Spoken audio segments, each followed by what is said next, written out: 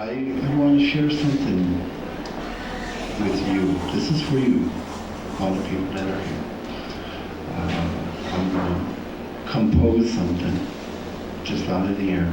I don't know where it's going to go or what it's going to do. I just want you to know it's for you.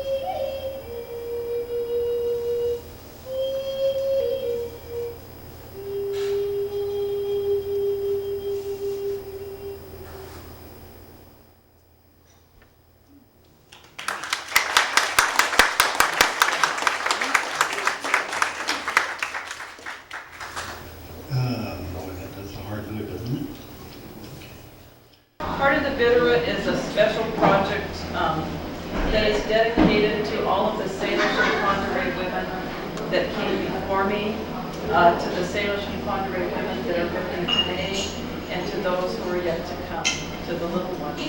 My cousin Bev Sweeney sang on this project. Jennifer Green was the writer. We found threads of stories of women. They're buried and hidden, and we found these little threads. And I gave small threads to Jennifer, and she wove them into something miraculous and beautiful and made these women come to life, really. And it became a very powerful and moving experience. And I felt all of our ancestors there when we were recording and talking about these women. These were real women. They weren't imaginary people that were remarkable. They were remarkable women, and we want to celebrate their lives. And so I'm glad that my mother is here, and my sister cousins are here to celebrate with me. And I was fortunate to grow up in a family of really amazing, loving, kind women of integrity. And that's who Salish and Ponderay women were a long time ago. And that's who we are today. And I want young women today to feel good about their womenfolk relatives, that they did amazing things, even under great challenge for us. And that's what these stories told me, and that's what they spoke to my heart. So I hope there's healing and encouragement and love that comes through this.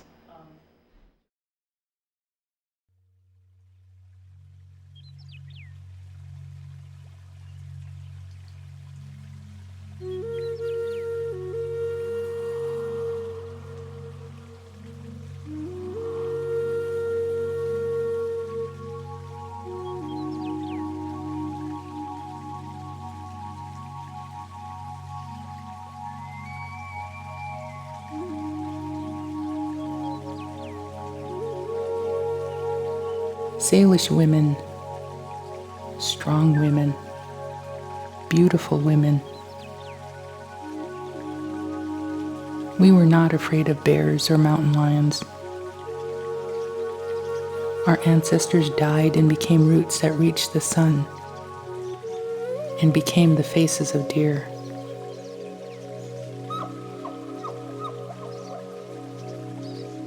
Salish women. Some of us were born under trees. Some of us were born screaming with powerful lungs. Some of us were born beautiful. We prayed alone. Salish women once sent their young daughters into the woods alone, unarmed. The animals were not the enemy.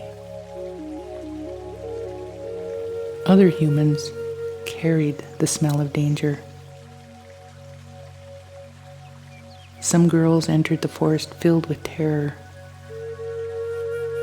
foreign silence. Then the light changed. The color of grass changed.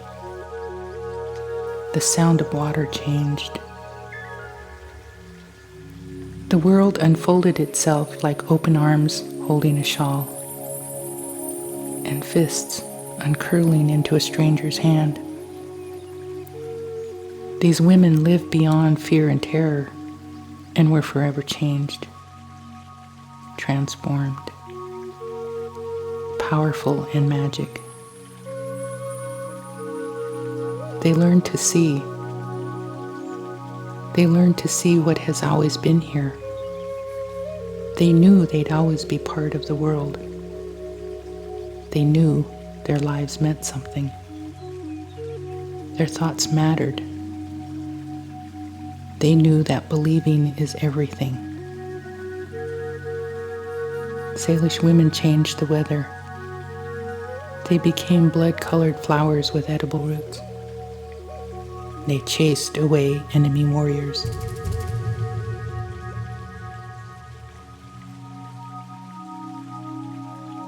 Salish women knew the power of prayer and solitude.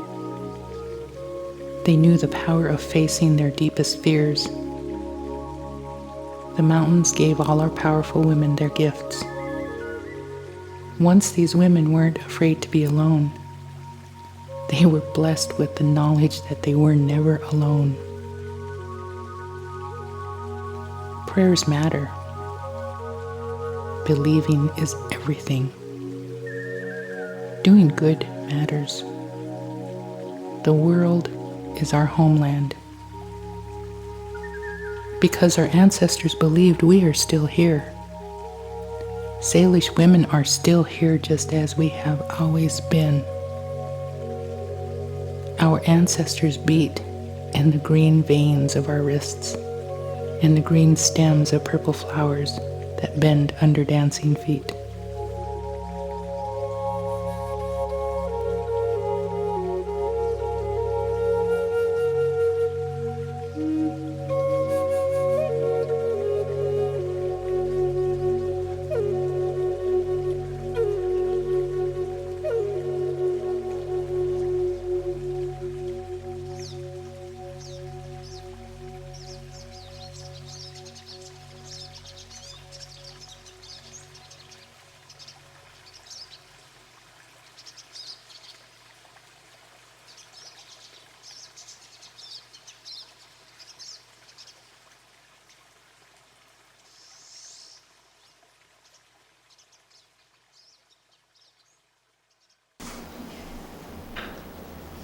So we'll go to Ledge Ruin, I guess.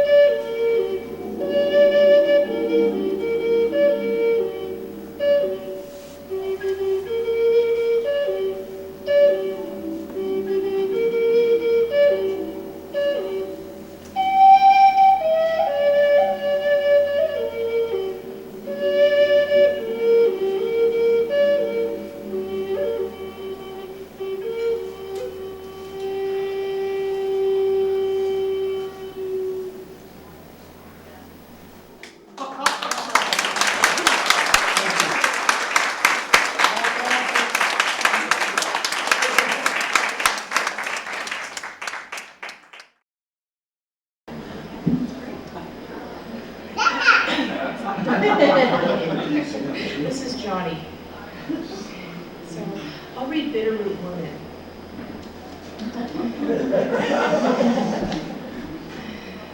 I have felt slippery feet beneath my ribs.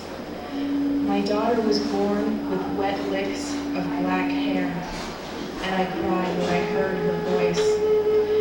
I loved my sons and daughters with my hands, my hair, my bones, my voice, long before they came. I fed each writhing infant with my own body. Eventually, my babies grew up and had sons and daughters of their own. I watched my daughters quietly nurse hungry mouths, and I watched my sons tell stories in quiet voices to their children. I don't really understand what happened or why, but a drought sucked plants dead and the animals left. Pretty soon, there wasn't enough. My sons hunted and prayed to keep their families fed. I dreamed of berries and meat. One day, my grandchildren were too tired to play. They couldn't run, and the camp was filled with the sound of babies screaming for milk that was drying up like summer ponds. My throat ached, my hands wrapped around my head, and I silently screamed prayers for something, anything to help my babies and their babies. I didn't know what to do. I gave the last of my food to my children, walked away, and sang my death song. I lay on the ground and spilled tears into my hair. I spilled tears into the dust.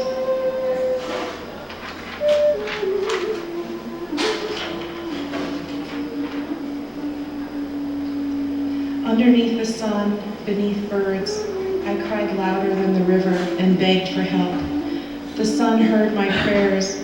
A flesh-colored bird came and turned my tears into flesh-colored flowers with thin roots of an old woman's hair. It was a gift to be a mother and use my body to feed my children. My death became things that my children's children would eat. I used my legs, my hair, my hands, my songs to put food in the mouths of my grandchildren's children. It was my destiny to love with all of myself. My tears became bitter roots. I prayed for all of you before you were born. As a mother, I am able to love people before they take their first breath. My songs are in the earth and in your hands.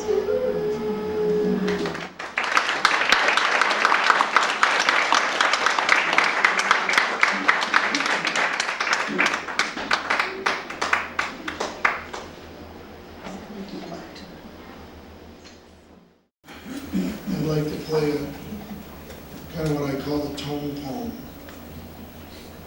on a Chinese bamboo flute.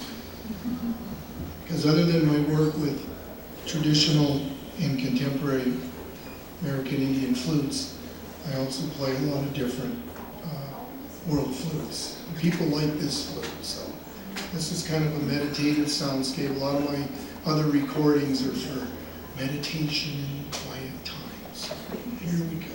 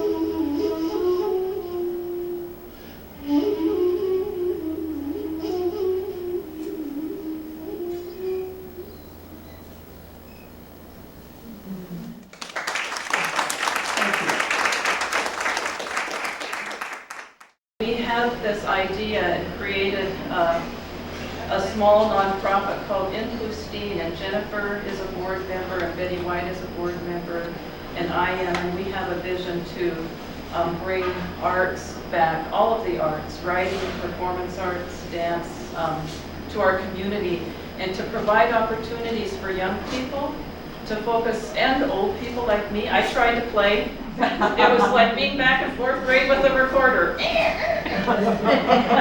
But it was fun, so I'm going to practice quietly and privately. When Paul comes back, he'll find out. He'll ask everybody, have you been practicing? And he'll know.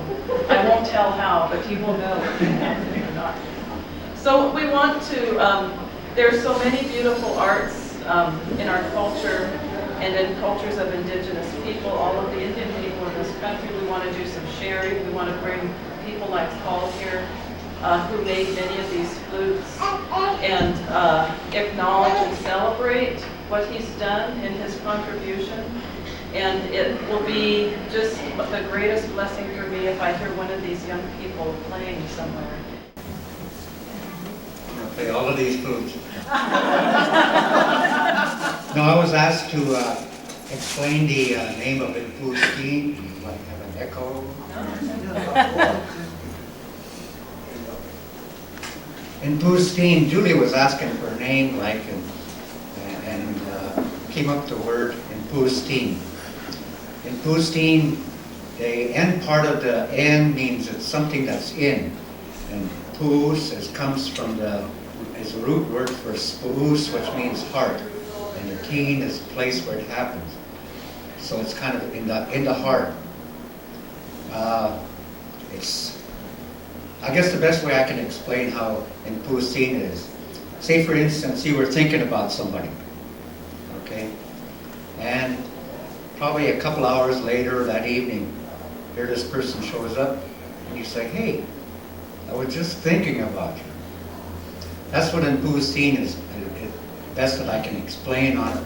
So Infustine is something that that is in a dream like, that you're thinking about what you're going to do, and it's going to happen. It's going to fall into place. So in this valley, there's going to be a lot of little young people get the opportunity to learn the arts, singing, dancing, ballet, whatever it might be, music, poems, writing.